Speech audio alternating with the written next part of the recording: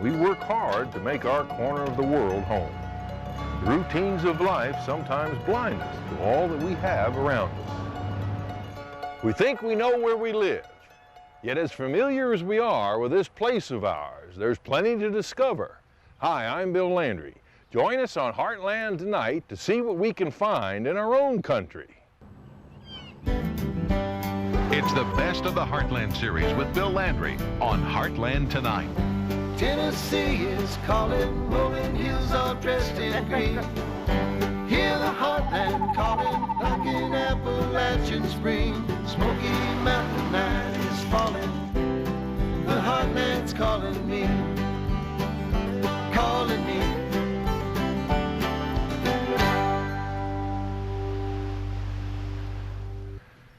In this age of homogenization, of ever-increasing sameness, we come to appreciate the differences in the people and the land where we live.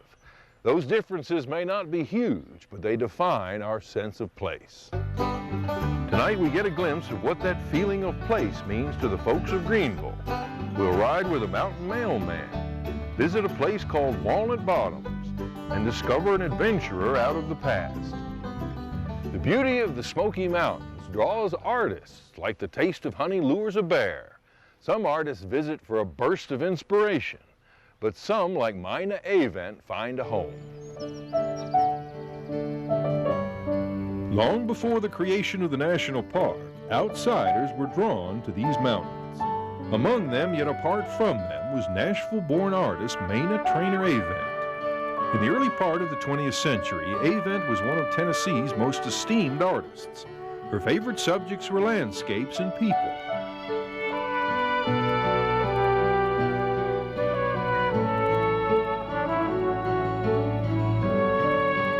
She painted the countryside in Impressionist style. In the embrace of the Great Smokies, Mina Avent found inspiration for her painting. Here the lives of the blithe artist and the rough-hewn mountain people became entwined. The connection continues today in the story of the Avent cabin.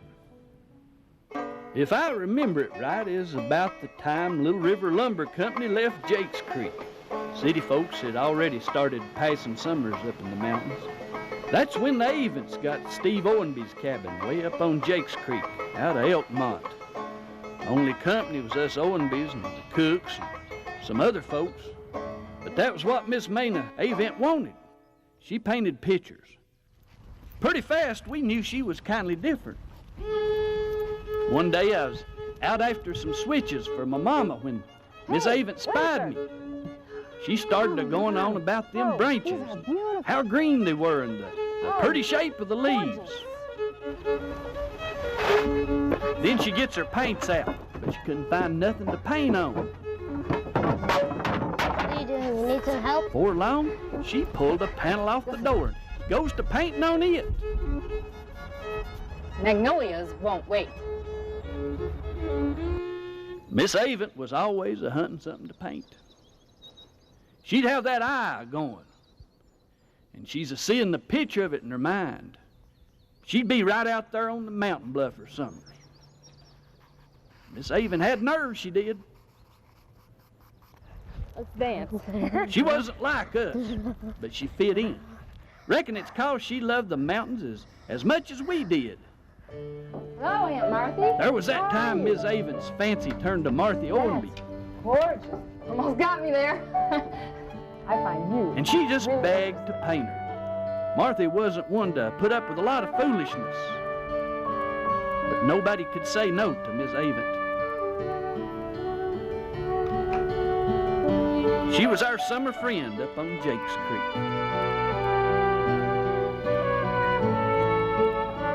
I believe this was up at Jakes Creek, my granddad's place. Recently, Winfred Owenby saw for the first time the painting Mina Avent did of his grandmother more than 75 years ago. Painting them old pictures, they didn't think nothing about it.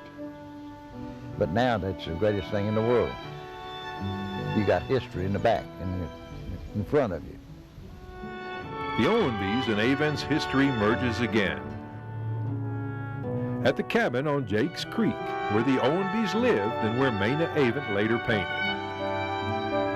Restored by family in memory of the artist, the cabin stands, plain and simple, amid nature's grandest beauty.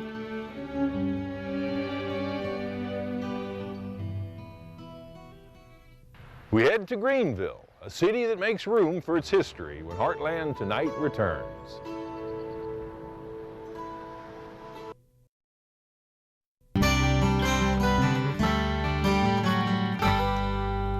Walking the streets of Greenville, you get a feeling of history.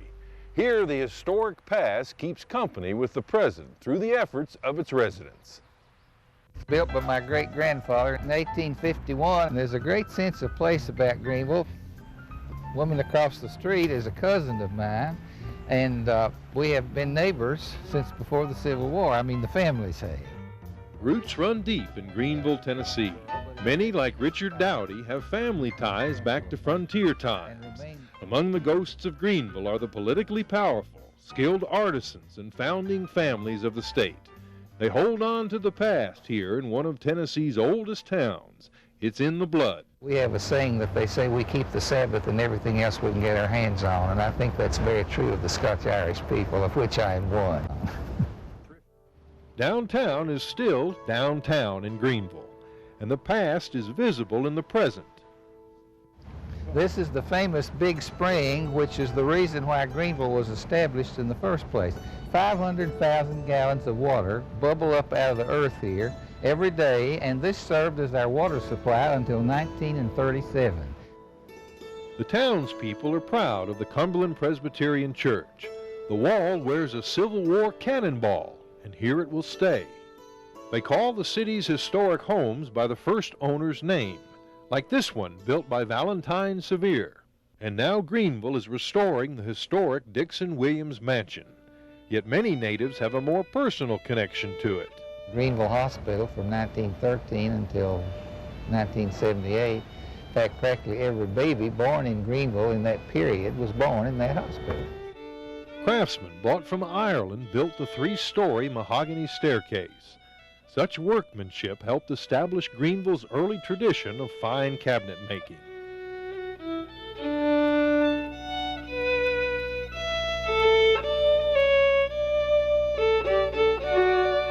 But notice this door, which has been mahogany grained by a local artist, Rick Adamson, and notice the baseboard has been made to look as though it were marble. The work is being done mostly locally. Wedding gift of Greenville's first postmaster, William Dixon, to his daughter. The mansion hosted the rich and powerful of the time. Soon it will regain its former glory. But I would say that this was the room in which such personages as Lafayette and Henry Clay, President Jackson, President Polk, Mrs. Frances Hodgson Burnett were all entertained. In tumultuous times, here lay the dead body of General John Hunt Morgan, the thunderbolt of the Confederacy. He was shot down in the Dixon Williams Garden. Bill, we're now entering the General John Hunt Morgan bedroom.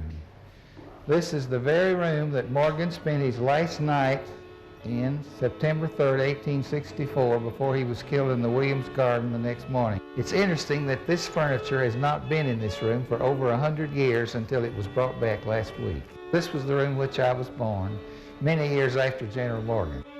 In its time, this building has been showplace of the town, a school, tobacco factory, inn and hospital. Amazingly, no wrecking ball took the chance to restore it away, because the past is a prize in Greenville. Now it comes full circle. Dewey Webb tells of the characters of Walnut Bottoms, a once booming logging camp, and we ride with a mountain mailman when we return.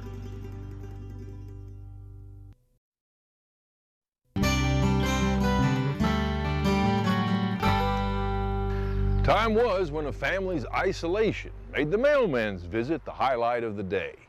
That may be lost in our modern age of instant communication, but solitary figures still ride the country roads, delivering the mail to out-of-the-way places. Really isn't sure. They just depend on me, or whoever it is. If it's their mailman, they depend on him. Like the rain, the snow, the dead of night, we expect him, the mail carrier. Miss Agnes, that's all of it. And promptly at 9 a.m., 6 days a week, mail carrier McKinney Sutton begins his rural route. The modern system of delivery ignores state lines and takes Kenny from Tennessee into North Carolina near the Great Smoky Mountains National Park. The road he travels sends him back in time. This is the Waterville plant mail, huh? Yeah. My dad worked there 19 years. Customers are kinfolks back 6 generations. Yeah. The route's as familiar as their faces. I can almost drive it in my eyes yet. All my life I drive this road. All my life. Kenny's stops include Mountain Mama's store. The mail and supplies he delivers link Appalachian Trail through hikers to home. But this place is something else for him. This is where I went to school. This is where I graduated. Right here. Smile. He takes the changes in stride and dispatches good cheer along his route. Pleases the customers, you see. Snake bit. You ever see where a man got snake bit? Well, look check at it. it out. Look at it. This is a copperhead right here. That's a potato patch right there. William Sutton had a dozer up there, and he's going to go in there and take that dozer up there. How long was the post office right here? I don't know. Oh, my mother done it. She retired from the Postal Service. Well, she had one right on up the road there from them rocks out here. But more than that has changed. This is Mount Sterling, North Carolina. The postal address, Newport, Tennessee. Where do we go now? We'll go up in the park up there. I've got to go up there and check the mailbox up there. Or sometimes I get 20 or 30 postcards there. We wondered if it's true that the mailman knows everything. He told everything.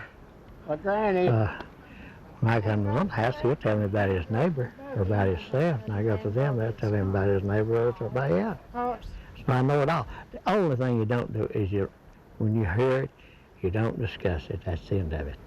But if it's a big fishing or like a good church program or plenty of rams or you want to help eat a turkey or a wild hog, yeah, you can tell that. You see the snow over there? That's Max Patch. Are you in school? Yeah. There's you some candy. And there's your mail. Okay, now you break that and give my sister half of it, okay? I enjoy it. I just enjoy it. It's, nothing gives me any more pleasure than meeting with my people or doing little things for them. They set their clocks by him and those like him. The day is lacking without proof he's been by. And while his people depend on his daily rounds, they'd agree with Kenny about the priority of mail. If it came to the choice of where I had to leave here or get my mail, the mail, I stay up here. Just down the road from Mount Sterling lies Walnut Bottoms. Like many places in the mountains, it was once the site of a logging operation. All that's left now is a pretty place and stories of the colorful characters who live there. We ride today into a storied land from a time long ago. We leave out of Crestmont. It was at the turn of the 20th century a thriving North Carolina lumber camp. Our guide is Junior Ball and other trail riders. In the shadow of Mount Sterling lies our destination, Walnut Bottoms, the end of the timber company's railroad line. Nowadays, you travel by horseback or foot to get there, a long journey. Walnut Bottoms is gone. All that remains are trackless railroad beds, a reborn forest that became the Great Smoky Mountains National Park, and the stories. Stories peopled by a cast of characters in the memory of 90-year-old Dewey Webb, who lived in Walnut Bottoms along Big Creek as a child. I don't know no place in the world that the creek runs as pretty as it does down through that. Long ways and clear. Clear is his memory of the mysterious Indian John. Now, Indian John was a friendly old man. I never knowed where he lived. I knowed him as well as a brother nearly. Old Indian John would come there of a night and tell my mother, ask her if she'd loan him a quilt. Let him borrow a quilt, that's what he'd say, yeah. Well, he'd get that and go on. We had a clothesline on the outside, and everybody then had to hang their clothes out on the outside drying. Every morning we got up, daylight, I hung that quilt. He done brought it back and hung it up by daylight. Never did know where he'd go to, but then you wouldn't see him, maybe for a day or two and see him. He come down and told my mother, said, "Now I want you to save me some tater peelings." He got them peelings from my mother, and she saved them for him a week or two, and then he planted them, and they come up. Indian John cleared a patch next to the creek and fenced it in with logs. And put his potatoes in there and let them grow up. The cattle couldn't get them. That's the way he made his potato patch. But all we ever knowed of him was Indian John. Never knowed where he come from, nor never knowed where he went. Never knowed. Dewey used to climb trees to catch coon. That coon went plumb out top of a big hemlock tree. And it got so far at the top that I couldn't shake it. I'd shake myself out. I got to climb a tree where it wasn't big as 4 or 5 inches up there, and the coon was just right above me. Well, what can I do? I just took my pocket knife out and reached up there. That limb was about as big as your arm where I went twiddling. I got enough that I could break it off, and I just reached up above where it broke it off, had a big coon on top of it to help me, put it over, and I pulled him over and slung him off, and he fell down on the ground. One right and fell out of that. But that's the way I got that coon. Then there was Painter Bill, you know, he is a chiropractor. He lived in there. Painter Bill Camel, yeah. How'd he get his name? He come out and told it. He's an awful fisherman. He had a big string of fish. And Painter got to following him, and he kept feeding that Painter that fish to get to stop. He'd throw a fish down to it, and that Painter run him, followed him to get them fish all the way out there about it. Did he have any fish when he got out? Not many, I don't think. He fed him to that Painter.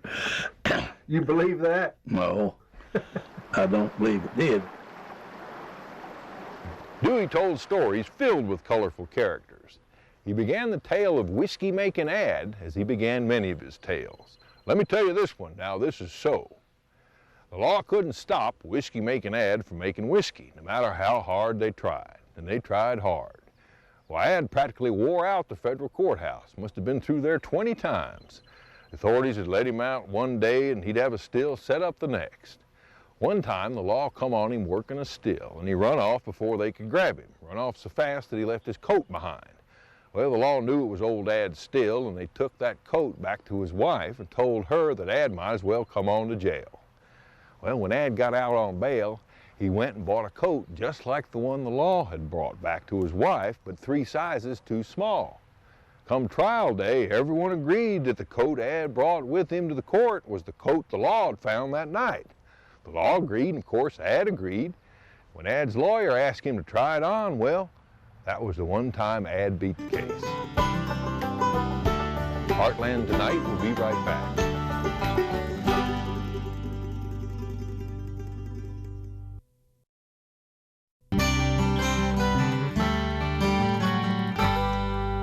Among the explorers and adventurers lured by free land on the frontier was Dr. Thomas Walker of Virginia.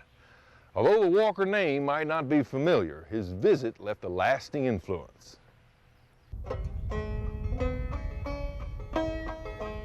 In a time of characters larger than life, Boone, Crockett, Sevier, Jackson, there are those with the fame that burned out in the march of history.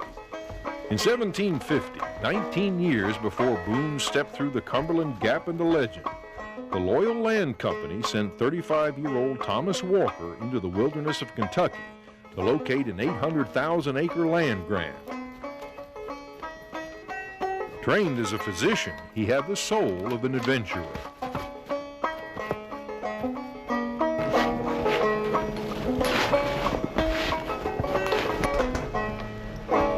He was an explorer. He was seeing virgin country, wandering onto just a sea, a veritable sea of open, so-called free land. Dr. Walker leads his outfit into the wilderness toward a place known as Cave Gap. The significant thing about Walker and the Gap is that he took careful notes. He describes a journey of discovery.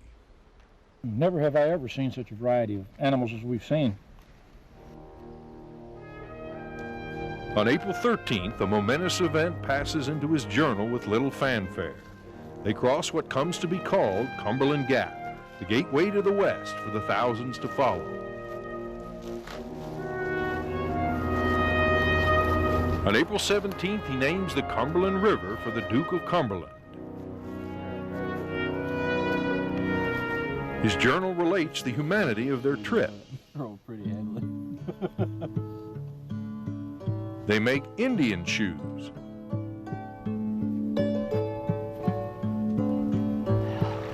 Accidents provide Walker with opportunities to practice medicine. There's grave danger of just getting lost, just plain lost. And that's partly what Walker did.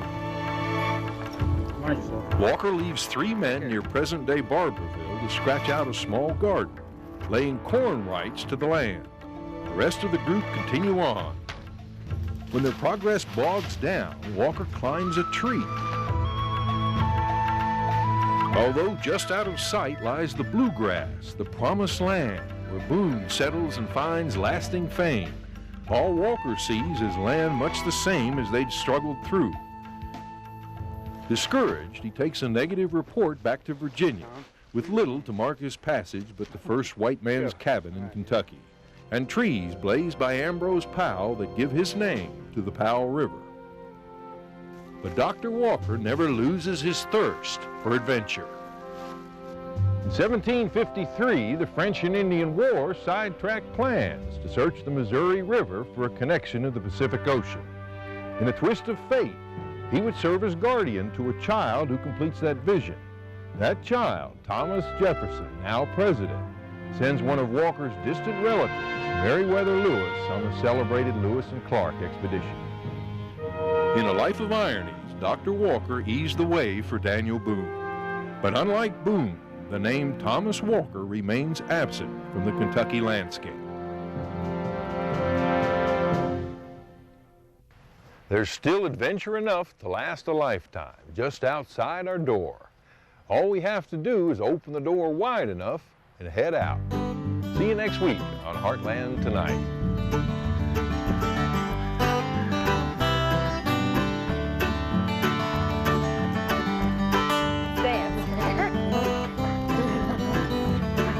See the snow over there?